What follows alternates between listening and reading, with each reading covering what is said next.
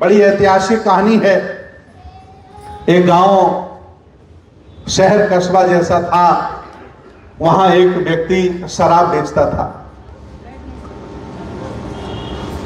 और आप जानते होंगे, अगर शराब के कभी दुकान पे गए होंगे तो वहां बहुत छोटा छेद एक होता है, उसमें हाथ डालो, पैसा दो और पौआ निकाल लो। वो खोल के नहीं रखता, मतलब बहुत छोटा दरवाजा उसका होता है। तो एक व्यक्ति की शराब की दुकान थी, वहां एक व्यक्ति शराब लेने के लिए जाता है। तो जैसे ही उसने पैसा दिए और अंदर से शराब की बोतल ली, वैसे ही उसके हाथ में खून निकल आता है, मतलब लोहा छिद गया होगा, टच हो गया होगा। तो झल्ला पड़ता है, कहता है कि भाई ये छेद बहुत छोटा है, इसको बड़ा करवा लो, देखिए मेरे हाथ में खून आ गया है। बड़ा नाराज हुआ और थोड़ा गुस्सा ज्यादा आती भी है, जो थोड़ा लगाते हैं उन्हें बहुत गुस्सा भी ज्यादा आती है, क्योंकि शरीर में जान बचती नहीं है तो गुस्सा ज्यादा आने लगती है।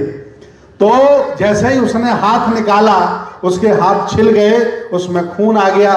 वह बेचारा अंदर बैठे आदमी पर नाराज हो गया कि इसका छेद बड़ा कराओ। तो जो अंदर बैठा था उसने कहा कि हे भाई साहब, जिस छेद को आप छोटा बता रहे हो उसमें यादव जी के 5 ट्रक चले गए, साक्य जी की 20 बीघा जमीन चली गई, सैनी साहब के 6 प्लाट चले गए, और तुम इतने पागल आदमी हो, छेद को छोटा बता रहे हो। हमारे एक जाटव साहब थे, उनके 3 ट्रैक्टर चले गए इसी छेद से। और अंदर वाला बोला कि अगर तुम आते रहे ऐसे तो तुम भी चले जाओगे और तुम्हारा घर भी इसी छेद से चला जाएगा। इसलिए उस अंदर वाले व्यक्ति की बात भी मानी और उसने उसी दिन से प्रतिज्ञा की कि हमारी गलत फहमी है, ये छेद छोटा नहीं है, ये छेद बहुत बड़ा है, हमें इससे बचना चाहिए। वह व्यक्ति उसी दिन से वहां जाना बंद कर देता है। तो जीवन में ऐसे कई मौके आते हैं कि रोज बातें आती हैं, लेकिन कभी कभी बात लग जाती है। मैं संकल्प की भी बात करता हूं। आप लोग संकल्प करके दिल्ली आए, संकल्प किया होगा मकान बनाऊंगा, संकल्प किया था कि पत्नी के लिए बढ़िया जेवर लूंगा, संकल्प किया था कि बच्चों को बढ़िया पढ़ाऊंगा। संकल्प करना पड़ता है कि नहीं करना पड़ता? भाई दिल्ली में तो मकान बनाना कितना कठिन हो गया है। जो बेचारे 25-30 साल पहले आ गए होंगे वो मकान बना लिए होंगे ना। इस समय तो इतनी महंगाई हो गई यहाँ कि सुबह शाम खाना महंगा पड़ रहा है। तो संकल्प जीवन में बहुत जरूरी है। आज मैं एक ही आपको ज्ञान देके जाऊंगा कि संकल्पवान बनिए, संकल्प लीजिए, उसके लिए काम करिए। दुनिया की कोई ताकत आपको ना गरीब बना सकती है ना आपका नुकसान कर सकती है। आज मैं एक संकल्प आपको बताता हूं। बाबा साहब डॉक्टर अंबेडकर के बारे में आप सब लोग जानते हैं। उन्हें सयाजी राव गायकवाड़, बड़ौदा के नरेश, जो कुर्मी समाज से थे, उन्होंने परीक्षा स्कॉलरशिप दिया। उन्होंने उन्हें स्कॉलरशिप दिया, छात्रवृत्ति दी, पैसा दिया और विदेश पढ़ने के लिए भेजा। और जब वो विदेश से पढ़कर के वापस आए तो शर्त उनकी थी कि जब आप पढ़कर के वापस लौटोगे तो आपको हमारे यहां नौकरी करनी पड़ेगी। तो डॉक्टर अंबेडकर वहां नौकरी करने गए। जब वहां रहने के लिए मकान ढूंढने लगे तो उन्होंने झूठ नहीं बोला, जो जिसने पूछा बताते रहे, तो उन्हें रहने के लिए कोई मकान नहीं दिया। एक पारसी धर्मशाला में बिना बताए रुके, और जब पारसी धर्मशाला वालों को लगा कि डॉक्टर अंबेडकर अछूत हमारे पाठशाला में आ गया है, तो सामान निकाल के फेंक दिया। कर्मचारी इज्जत नहीं किए, क्लास 1 अफसर बाबा साहब डॉक्टर अंबेडकर की इज्जत नहीं मिली, पानी उनको नहीं पीने दिया जाता। उन्होंने संकल्प किया कि अब मैं ये नौकरी, जब मेरे पढ़े लिखे लोगों के साथ इतना जातिवाद छुआछूत हो रहा है तो गरीबों के साथ क्या होगा। और उन्होंने अपना झोला उठाया, बैग उठाया और वो बंबई अपने बच्चों के पास जाने लगे। तो बड़ौदा से उस समय एक ही ट्रेन चलती थी, वो ट्रेन निकल गई। अब बाबा साहब क्या करें, ट्रेन तो चली गई। बाबा साहब एक बरगद के नीचे बैठ गए और उन्होंने संकल्प लिया, जिसे पाली भाषा में अधिष्ठान कहा जाता है। उन्होंने संकल्प लिया कि मैं मरूंगा, लेकिन मरने से पहले इस जातिवादी व्यवस्था को बदल के मरूंगा। और उन्होंने संकल्प पूरा किया कि नहीं किया, भारतीय संविधान लिख करके। इसलिए आज मैं आपसे अपेक्षा करता हूं, आप सभी लोगों से अपेक्षा करता हूं कि बड़े बड़े संकल्प लीजिए, छोटे संकल्प नहीं, बड़े संकल्प लीजिए और उनको पूरा करके दिखाइए। देखिए भगवान बुद्ध का धर्म आगे कैसे नहीं बढ़ता है। मेरी बात समझ में आई? तो संकल्पवान होना बहुत जरूरी है। जाने कितने लोग हैं कि मैं अब नहीं पीऊंगा लेकिन पीने लगते हैं, मैं अब ऐसा नहीं करूंगा लेकिन करने लगते हैं, है ना? हाँ, आपके घर में बुद्ध आ गए और भी लोग आ जाते हैं तो पता चले पंचायत लग जाती घर में देवी देवताओं की, है ना? तो बुद्ध जब घर में आ गए तो किसी देवी देवता की जरूरत नहीं, क्योंकि सारे देवी देवता बुद्ध के शिष्य हैं। सारे देवी देवता क्या हैं? बुद्ध के शिष्य हैं। कोई उनकी औकात नहीं बुद्ध के सामने। तो पूरी दुनिया में जिनके विचारों पर चलकर, जिनकी करुणा से पूरी दुनिया आगे बढ़ रहा है, अगर वो हमारे घर में आ गए तो हमारा भी कल्याण होगा। तो आज मैं एक बात और आपको बताता हूं, बहुत महत्वपूर्ण है। एक बासेठ नाम के ब्राह्मण थे। बड़ी अच्छी कहानी है, ध्यान से सुनिए। एक बासेठ नाम के ब्राह्मण थे। वो कभी मरना नहीं चाहते थे। क्या था उनका सपना? कि मुझे मरना नहीं। वो पूरे जम्बूद्वीप में भटकते थे, कभी ऋषि के पास, कभी मुनि के पास, कभी कहीं, कभी कहीं, कभी कहीं, जाने कहां कहां भटकते थे। सबके पास जाते थे, कहते थे कोई दवा हो दे दीजिए, कोई मंत्र हो बता दीजिए, कोई औषधि हो बता दीजिए, मैं मरना नहीं चाहता हूं। तो लोग आधे तो पागल कहते थे कि पागल आदमी कहां से आ गया ये, भाई जन्म लेना, मरना ये तो होना ही होना है। लेकिन कुछ लोग गंभीरता से भी लेते थे। जैसे आप भगवान बुद्ध की बात किसी घर में करो तो आधे लोग तो आपको पागल बता देंगे, और कुछ लोग गंभीरता से भी लेंगे, ठाकुर साहब जैसे लोग, जो समझेंगे कि हाँ ये बात सही कर रहा है। तो वो बेचारा बासेठ नाम का ब्राह्मण जम्बूद्वीप में भटकता था और कहता था कि मैं मरना नहीं चाहता हूं, कोई औषधि बता दो, कोई मंत्र बता दो। लोगों ने कहा कि भाई हम लोग तो ये ज्ञान आपको नहीं दे सकते, अगर आप बुद्ध के पास चले जाओ तो हो सकता कुछ रास्ता निकालें वो। क्योंकि उस समय बुद्ध का पूरे जम्बूद्वीप में जलवा हो गया था। सभी राजे महाराजे उनके अनुयायी बन गए थे। उनका ज्ञान, उनकी तर्क क्षमता, उनका मार्ग इतना अच्छा था कि लोग प्रभावित हो जाते थे। बड़े बड़े लोग, अंगुली मार डाकू जैसा व्यक्ति तलवार फेंक करके एक अच्छा इंसान बन गया, है ना? तो वह बेचारा बासेठ नाम का ब्राह्मण भगवान बुद्ध के पास आ गया। भगवान बुद्ध उस समय श्रावस्ती में थे। बासेठ नाम के ब्राह्मण ने फिर भगवान बुद्ध से ये बात आके कही कि मैं मरना नहीं चाहता हूं, कोई उपाय बता दो, कोई औषधि हो दे दो, कोई दवा हो बता दो, कोई मंत्र हो बता दो, या कोई युक्ति तरीका हो मुझे बता दो, मैं मरना नहीं चाहता हूं। प्रथम दृष्टया भगवान बुद्ध ने भी सोचा कि ये व्यक्ति दिमाग से हो सकता कुछ गड़बड़ हो, लेकिन भगवान बुद्ध काफी देर तक शांत रहे। ज्यादा बोलने वाला व्यक्ति ज्यादा ज्ञानवान नहीं होता है, कम बोलने वाला भी व्यक्ति कभी कभी ज्यादा ज्ञानवान होता है। याद रखना ये बात।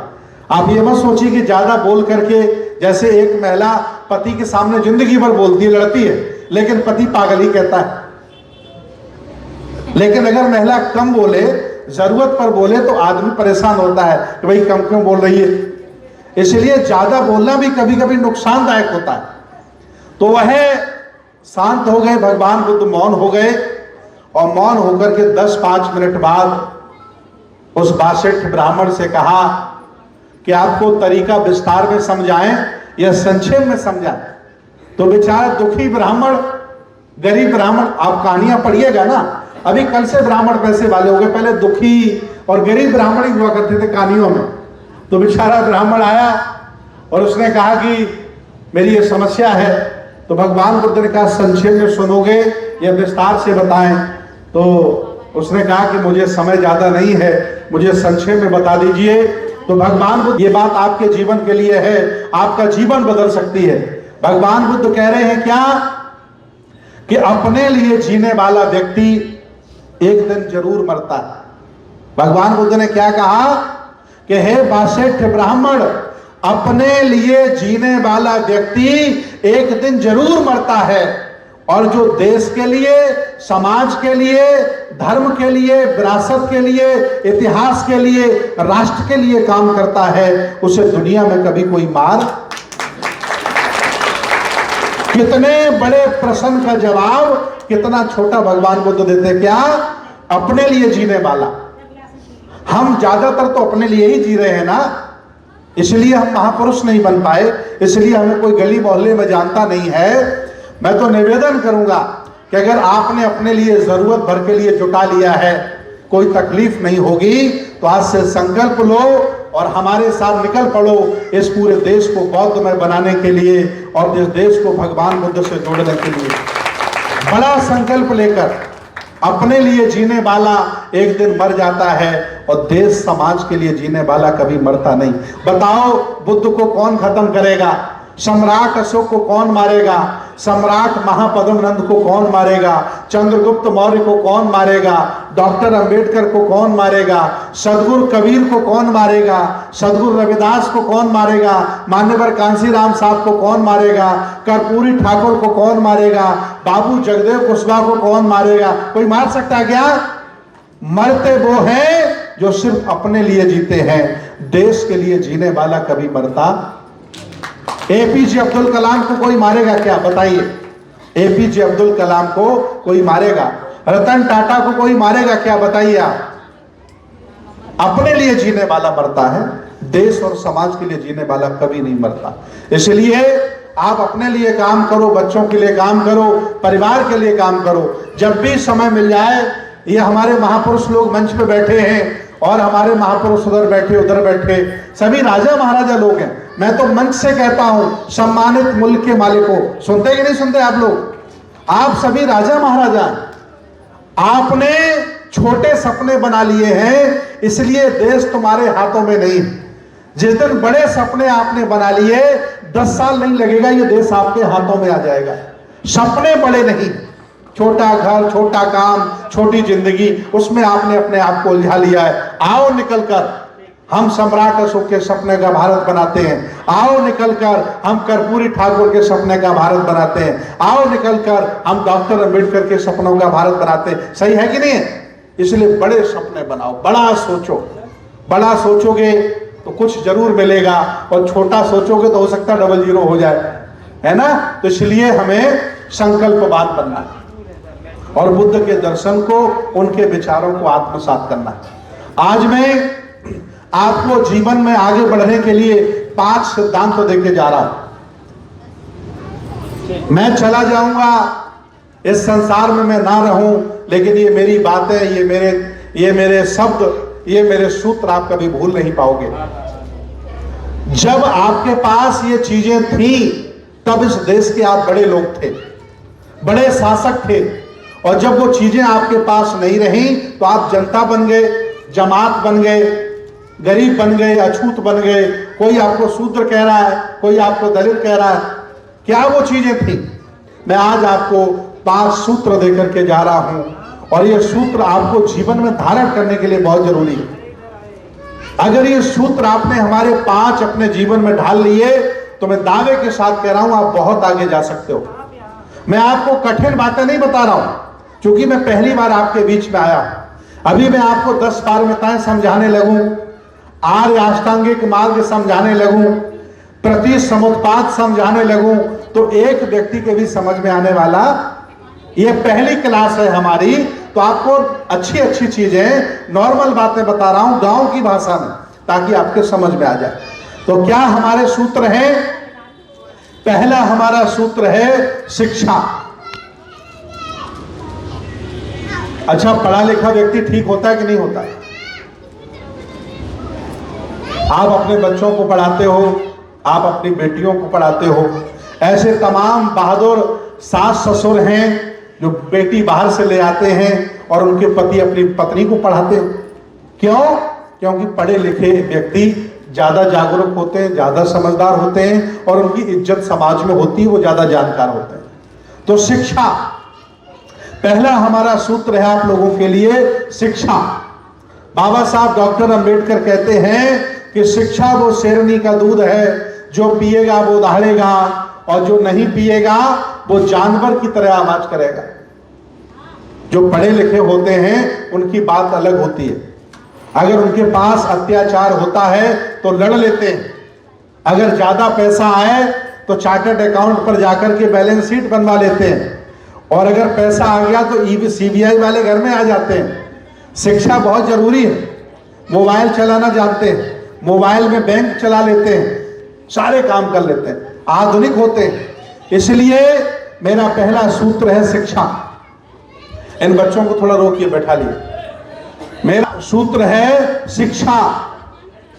क्योंकि आज जो आपके चेहरे पर चमक है, वो चमक किसी देवी देवता की बदौलत नहीं है, ये चमक आपकी शिक्षा की बदौलत है, और आपकी मेहनत की बदौलत है, और आपके संकल्प और निर्णय की बदौलत है। जाने कितने लोग गांव में रह गए होंगे, दिल्ली आए होंगे, झोला टांग के वापस चले गए होंगे।